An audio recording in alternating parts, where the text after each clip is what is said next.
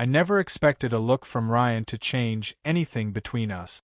We'd been best friends for almost a decade, since high school, when I was the quiet kid who sat in the back and he was the guy everyone seemed to know. Somehow, he'd chosen me. Maybe it was because I helped him study for math exams, or because he liked the way I didn't treat him like some golden boy. Whatever it was, Ryan had stayed. Through late-night drives, heartbreaks, dumb jobs we hated, and the long, confusing years of becoming adults, he was the constant I could count on. He wasn't just my best friend. He was the person who felt like home. That night, the summer heat pressed against the windows of my apartment, thick and suffocating. The box fan rattled uselessly in the corner, stirring the air but not cooling it. I sat cross-legged on the couch, scrolling through my phone, while Ryan leaned back on the other side, his long legs stretched out, taking up more space than necessary. The TV was on, muted, some basketball game neither of us was watching. An open pizza box sat on the coffee table, only 2 slices left. It was the kind of scene we'd lived 100 times before, one of those easy, ordinary nights where we didn't need plans to enjoy being around each other. But then, something shifted. I don't know if it was the silence, the heat, or just the way time slows when you least expect it. I glanced over, and Ryan was already looking at me. At first, I thought it was nothing, just him zoning out. But his eyes didn't flick away like they usually did. He kept looking steady, like he was searching for something he'd never noticed before. It rattled me. "What?" I asked, trying to laugh it off. He blinked, shook his head. "Nothing. Just spaced out." But it wasn't nothing. I knew Ryan. I knew when his jokes meant something, when his silences hid more than he wanted to admit. And this silence felt like it carried weight. I grabbed another slice of pizza, more for distraction than hunger. But when I reached across the box, my fingers brushed his. It was nothing, an accident. Still, the contact lingered in my chest long after I pulled my hand back. I tried to ignore it, tried to shove the thought away. Ryan was my best friend. That was the rule, unspoken but solid. Best friends didn't cross lines. Best friends didn't look at each other the way he'd just looked at me. Except I couldn't stop replaying it in my head. Ryan leaned back, stretching his arms along the couch. His t-shirt clung to him, damp at the collar from the heat. I felt my chest tighten, and suddenly, I was hyper-aware of the space between us. Too small. Too charged. "You ever think about how long we've known each other?" he asked suddenly, voice low. "Yeah," I said cautiously. "Why?" He shrugged, his eyes still on me. "Just feels like forever." Forever. The word landed heavy. I swallowed hard, unsure what to say. For years, Ryan had been the guy who filled the silence with jokes, stories, noise. But tonight, he was quieter, his words softer, his presence heavier. And I couldn't lie to myself anymore. Something about the way he was looking at me wasn't the way best friends were supposed to look at each other. The storm outside broke then, rain hitting the glass in a steady rhythm, thunder rolling in the distance. The room dimmed, the only light coming from the muted glow of the TV. Ryan shifted closer, just slightly, but enough for me to notice. I told myself it was nothing. I told myself not to read into it. But my chest ached with something I couldn't name. The game ended, the TV screen going dark. Neither of us moved to turn it off. The rain filled the silence. Ryan leaned his head back, eyes closed, like he was listening to something I couldn't hear. Then, without opening them, he said softly, "Feels different tonight, doesn't it?" I froze. My pulse hammered in my throat. Different. That was the exact word for it, though I'd been too afraid to admit it. I wanted to ask him what he meant. I wanted to demand an explanation. But I stayed quiet, too afraid of what he might say, or what I might. Instead, I shifted on the couch, pretending to stretch, putting just enough space between us to breathe again. But even with the gap, I felt his presence, heavy and undeniable. The rain kept falling. Ryan opened his eyes then, and for a fleeting moment they locked on mine again, steady, unguarded, like he wanted me to understand something he couldn't put into words. I didn't know what it was. Not yet. But I knew one thing for certain: that night wasn't like all the others. Something had shifted between us, and I couldn't shake the feeling that nothing would ever be the same again. The storm outside didn't let up. Rain beat against the windows in steady bursts, thunder grumbling low like a warning. The air in my apartment felt even heavier, damp and stifling, the kind of heat that refused to break no matter how hard the fan rattled in the corner. Ryan stood suddenly, stretching his arms above his head, shirt riding up just enough to reveal a strip of skin at his waist. I looked away quickly, pretending to adjust the cushions beneath me, pretending I hadn't noticed. "Man, it's unbearable in here," he muttered. Without hesitation, he tugged his shirt off and tossed it onto the chair. His chest glistened faintly from the humidity, shoulders broad, every movement casual, too casual. Like this was nothing. It should have been nothing. I'd seen Ryan like this 100 times. After basketball, at the pool, sprawled across my couch when he forgot to pack a change of clothes. But tonight, every detail was sharper, every glance longer. He flopped back onto the couch beside me, bare skin brushing mine, and my body tensed. "You good?" he asked, smirking at the way I stiffened. "Yeah," I said too quickly. "Just hot." "Exactly." He leaned back, one arm stretched along the top of the couch, his elbow grazing my shoulder. He didn't move it. I tried to focus on the muted TV, but the screen was a blur. All I could think about was how close he was, how his breathing seemed louder in the small space between us. Minutes passed. Neither of us spoke. Then the lights flickered. Once, twice.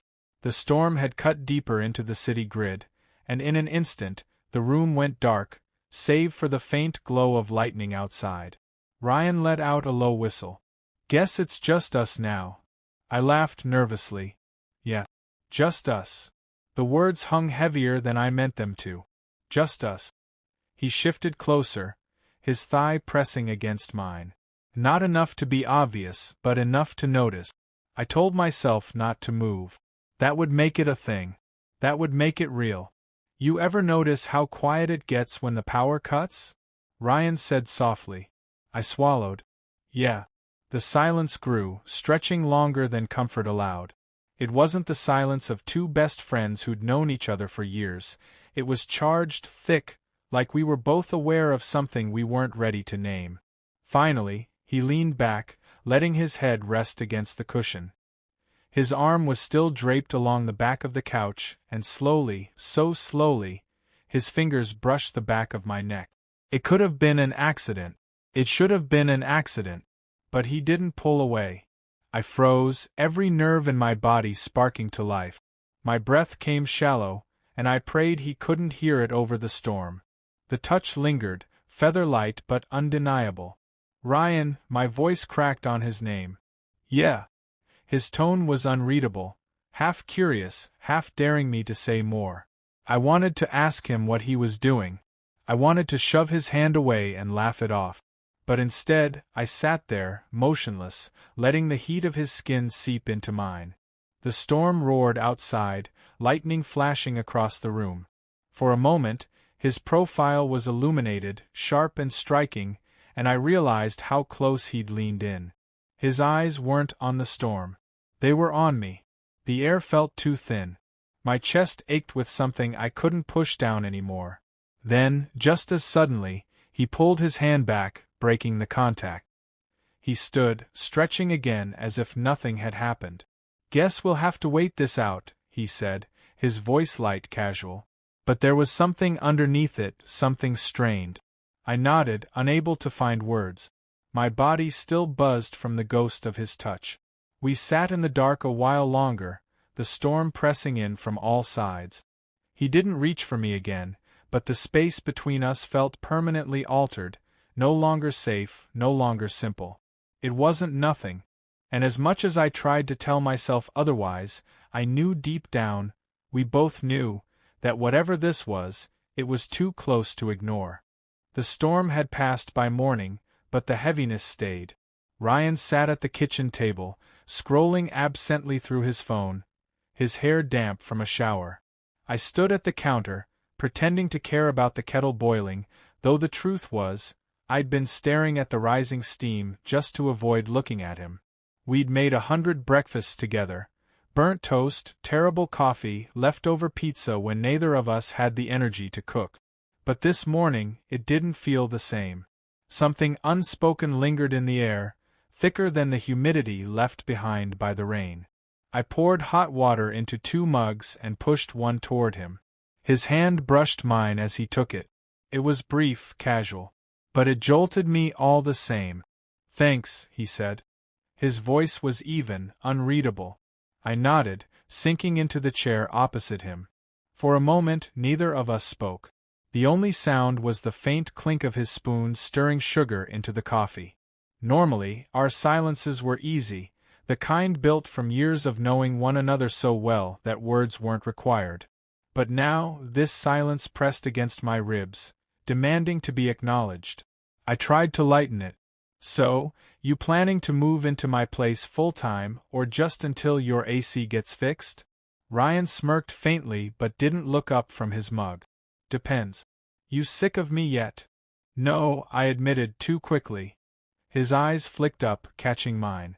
The smirk faded into something else, something softer, searching.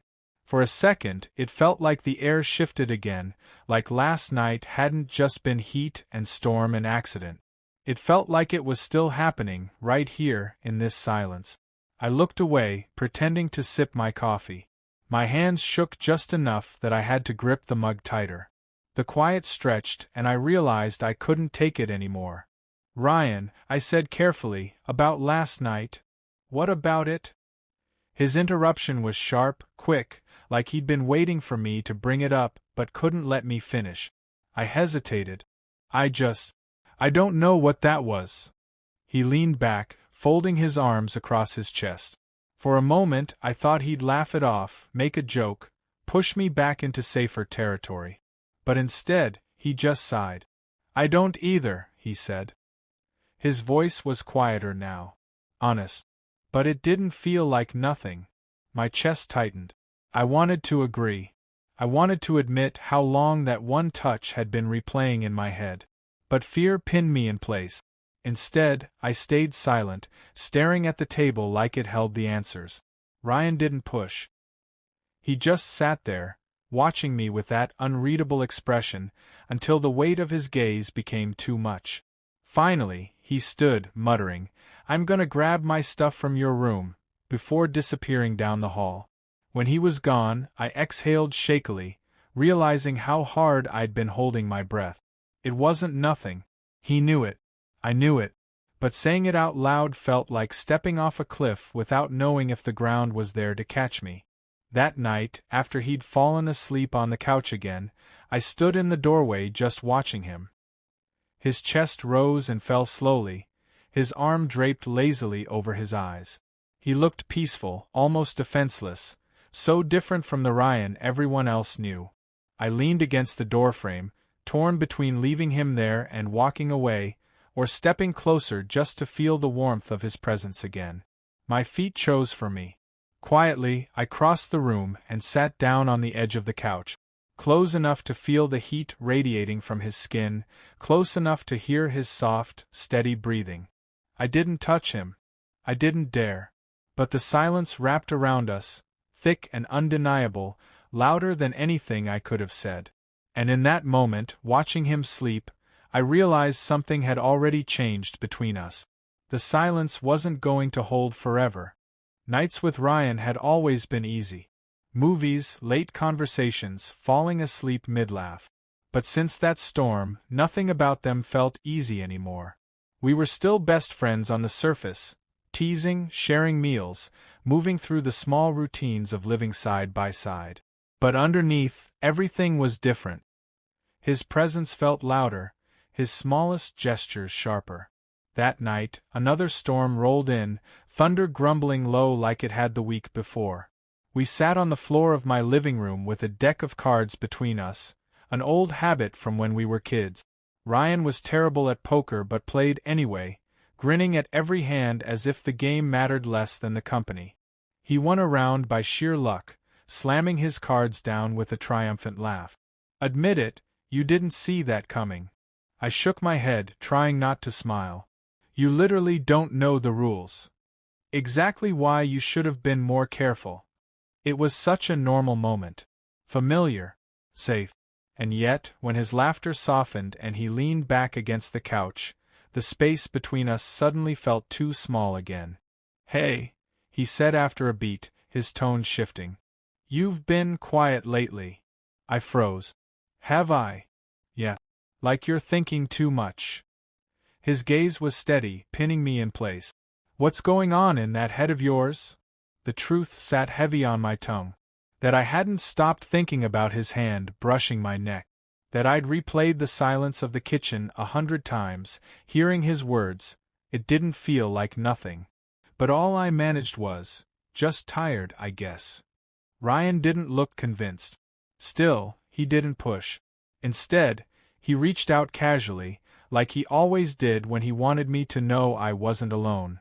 His hand pressed flat against my chest, right over my heart. I froze. The gesture wasn't unusual.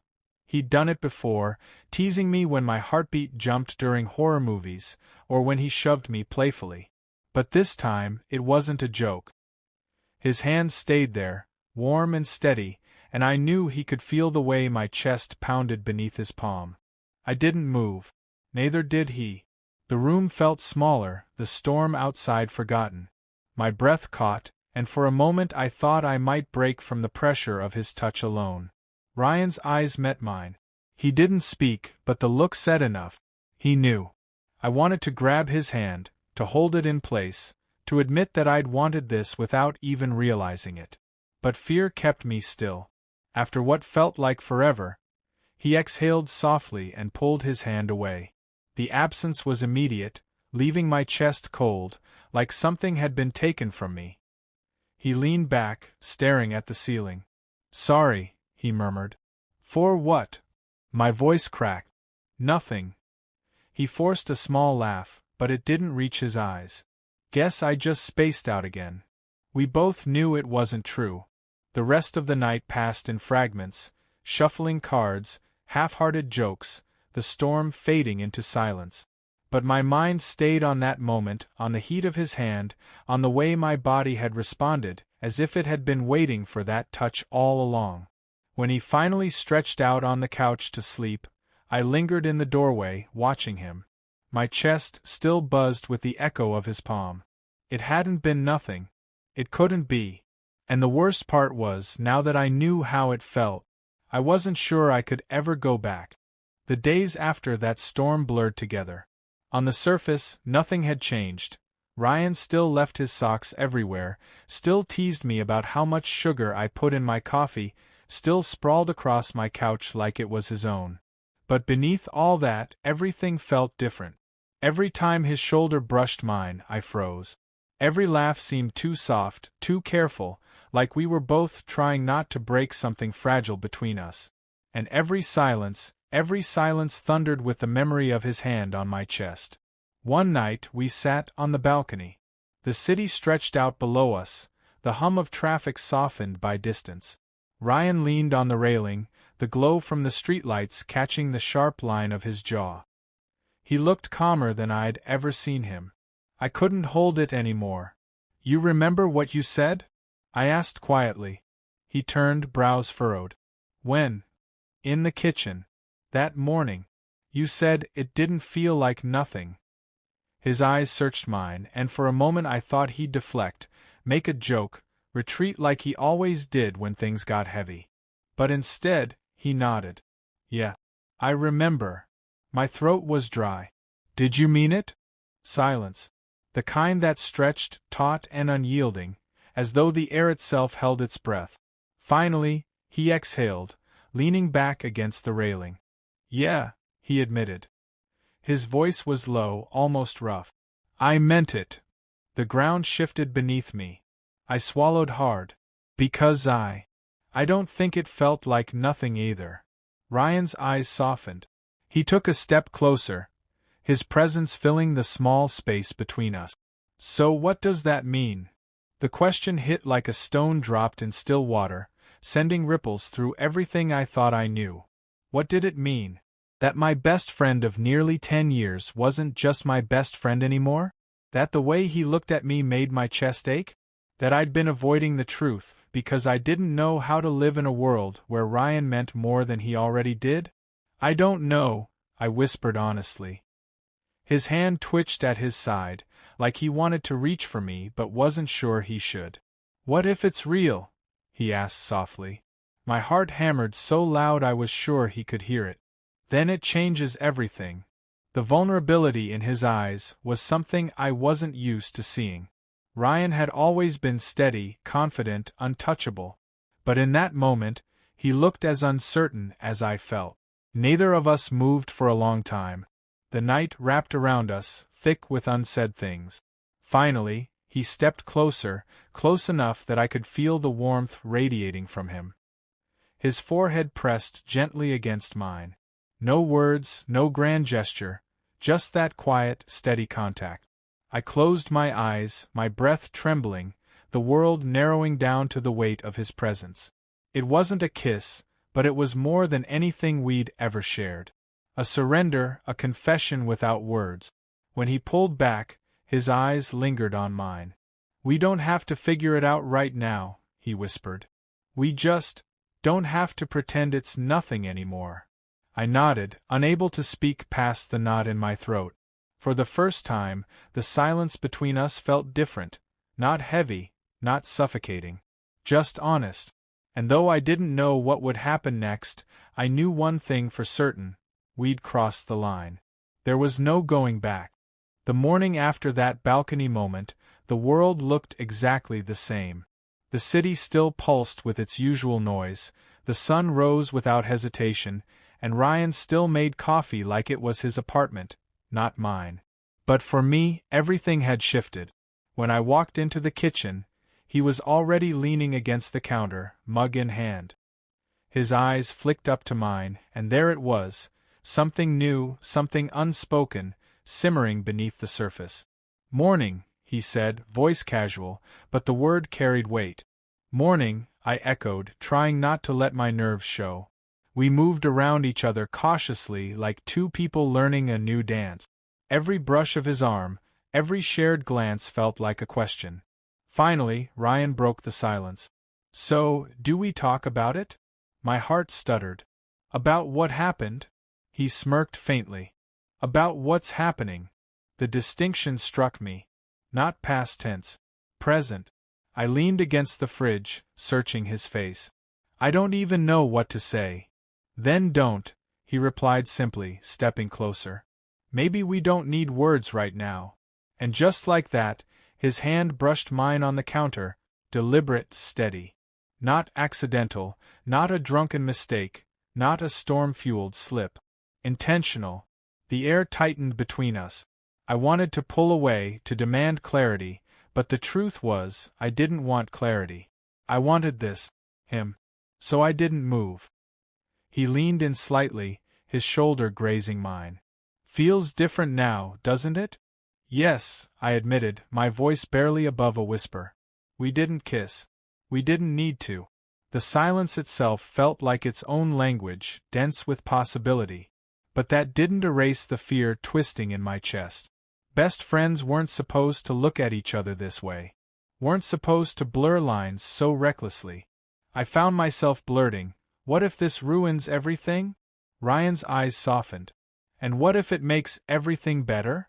The sincerity in his voice disarmed me. He wasn't joking. He wasn't teasing. He was dead serious. That night, after hours of pretending everything was normal, movies on the couch, takeout containers scattered on the table, our legs brushing under the blanket, I realized I couldn't keep dodging the truth. When the credits rolled, Ryan didn't move. His gaze lingered on me, steady and unflinching. "You keep looking at me like you're waiting for something," he murmured. I swallowed hard. "Maybe I am." The quiet stretched, alive with tension. His hand slid onto mine, warm and grounding. "I didn't know I was waiting either," he whispered. The confession settled between us like a spark in dry grass, small, but dangerous, capable of igniting everything. For the first time, I let myself really look at him. Not as my roommate, not as my best friend, but as something more, something I'd been denying, maybe for years. And God, it scared me. But it also thrilled me. I leaned back, trying to steady my breathing. So what do we do now? Ryan's thumb brushed over my knuckles, slow and deliberate. We stop pretending. It was terrifying in its simplicity. I didn't answer, not with words. Instead, I let my hand stay in his, my body lean just slightly closer, my silence an agreement. Because he was right. We couldn't pretend anymore. Whatever this was, it was real. And there was no undoing it. The apartment was dark except for the glow of the city bleeding through the curtains. Ryan sat on the other end of the couch, his hand still resting loosely over mine. We hadn't spoken in minutes, but silence wasn't empty anymore. It was loaded, like a bow drawn back and waiting to snap. I could hear his breathing. Slow. Uneven. And I knew mine matched it. Finally, Ryan shifted closer, the blanket sliding down from his shoulders. His thigh brushed against mine, and neither of us moved away this time. He tilted his head, eyes fixed on me, unwavering. "Ethan," he said softly, my name carrying a weight I'd never heard before. I swallowed. "Yeah." He didn't answer right away. Instead, he studied me, as if searching for permission in the slope of my shoulders, the tension in my jaw, the tremor in my breath. His fingers tightened over mine. And then, he leaned in. It wasn't fast, it wasn't reckless. It was deliberate, careful, almost reverent. I felt his lips hover inches from mine, the heat of his breath on my skin. My heart thundered so hard I thought it might drown out everything. "This is crazy," I whispered. "Then stop me," he murmured back. I didn't. Our mouths met, tentative at first, then desperate, like years of restraint collapsing in a single heartbeat. His lips were warm, insistent, and the sound of my own pulse roared in my ears. The kiss deepened quickly, his hand sliding to the back of my neck, pulling me closer as though he'd been starving for this. And maybe he had. Maybe I had too. When we finally broke apart, breathless, his forehead pressed against mine. "Tell me that didn't feel right," he said, his voice low, almost broken. I couldn't. Because it did. Too right. Terrifyingly right. I shook my head, half laughing, half gasping for air. "You don't know what you've just done." He smirked faintly, though his eyes burned with seriousness. "Yeah, I do. I kissed the person I should have kissed a long time ago." The words hit me like a tidal wave. My chest tightened, not just with desire, but with fear. "We can't go back," I said. "Good," Ryan replied without hesitation. "I don't want to." The certainty in his voice unsettled me. My whole body was a storm of contradictions, wanting him, fearing him, terrified of losing what we had, yet knowing that after this, friendship wasn't enough. We sat in the charged silence, still pressed close. My hand remained trapped in his, fingers entwined like we'd done it 1,000 times. "Ethan," he whispered, "we've been lying to ourselves. This isn't new. This has been here, waiting." I looked at him then, really looked. The sharp line of his jaw, the intensity in his gaze, the vulnerability flickering beneath it all. And I knew he was right. I had been waiting. But that didn't mean I wasn't afraid. I pulled back slightly, my chest heaving. What if we destroy everything? What if this ruins us? Ryan's grip tightened. What if it saves us? His words lingered like a dare, daring me to believe in something reckless, something dangerous, something real. The apartment felt smaller, the air heavier.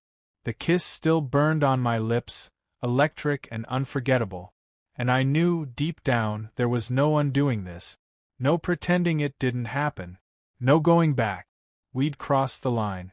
And the only question left was whether we'd survive it.